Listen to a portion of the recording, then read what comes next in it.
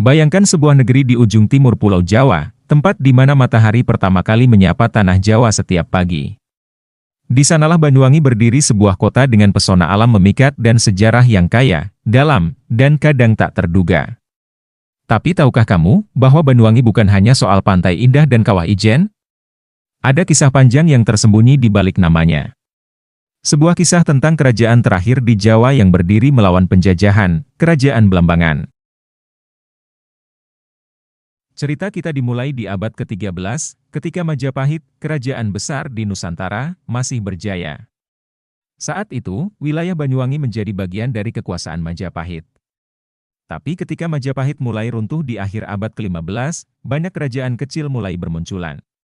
Salah satunya adalah Blambangan. Blambangan muncul sebagai kerajaan yang kuat dan mandiri. Terletak strategis di ujung timur Jawa, Blambangan menjadi benteng terakhir kekuatan Hindu-Buddha di tanah Jawa, saat Islam mulai menyebar luas. Dan inilah yang membuat Blambangan begitu unik, ia adalah simbol perlawanan, baik terhadap perubahan budaya, agama, maupun penjajahan. Kerajaan Blambangan bukan hanya berdiri tegak sebagai sisa-sisa Majapahit. Ia juga dikenal karena perlawanan gigihnya terhadap kekuatan dari luar, termasuk Kerajaan Mataram Islam dan VOC Belanda.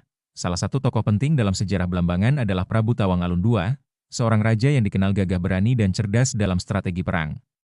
Di bawah kepemimpinannya, Blambangan berhasil mempertahankan wilayahnya dari serangan Mataram di abad ke-17, namun konflik tak kunjung padam. Pada pertengahan abad ke-18, VOC Belanda mulai melirik Blambangan karena letaknya yang strategis, menjadi jalur dagang penting ke Bali dan Kepulauan Timur. Maka dimulailah Perang Puputan Bayu pada tahun 1771. Sebuah peristiwa yang menandai titik balik sejarah Banyuwangi. Puputan Bayu bukan sekadar perang. Ia adalah simbol keberanian dan tekad yang tak bisa dibeli. Dipimpin oleh Pangeran Jagapati, rakyat Blambangan melawan habis-habisan pasukan VOC. Mereka bertempur di Desa Bayu, menggunakan strategi gerilya dan kekuatan rakyat. Namun, seperti kisah heroik lainnya, perlawanan itu harus berakhir. Blambangan kalah, dan tahun 1777 menjadi akhir dari kejayaan kerajaan itu. Tapi dari kekalahan itu lahirlah semangat yang tak pernah padam. Di balik sejarah perang dan kerajaan, Banyuwangi juga menyimpan legenda yang begitu terkenal. Konon, nama Banyuwangi berasal dari kata banyu, air, dan wangi, harum, yang terinspirasi dari kisah tragis Sri Tanjung dan Sidapaksa. Dalam cerita itu, Sri Tanjung difitnah dan dibunuh oleh suaminya. Namun saat jenazahnya menyentuh air itu berubah harum sebagai tanda kesucian dan ketulusan hatinya. Maka dari sanalah, nama Banyuwangi lahir, sebagai simbol kesetiaan dan keharuman jiwa. Cerita ini lebih dikenal sebagai legenda, bukan sejarah ilmiah yang bisa dibuktikan.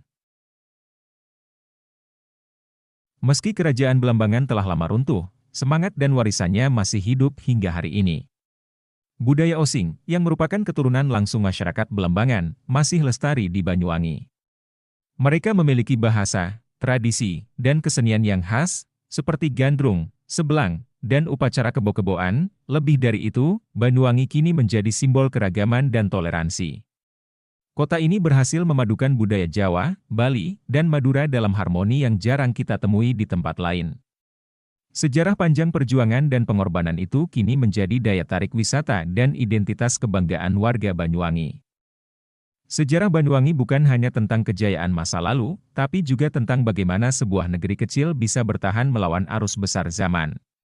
Dari Blambangan kita belajar bahwa identitas, keberanian, dan semangat mempertahankan nilai adalah sesuatu yang tak lekang oleh waktu. Jadi, lain kali kamu menginjakkan kaki di Banyuwangi, ingatlah bahwa kamu sedang berdiri di tanah para pejuang. Tanah yang pernah berdarah, tapi kini harum, seperti arti namanya, Banyuwangi, air yang wangi karena pengorbanan.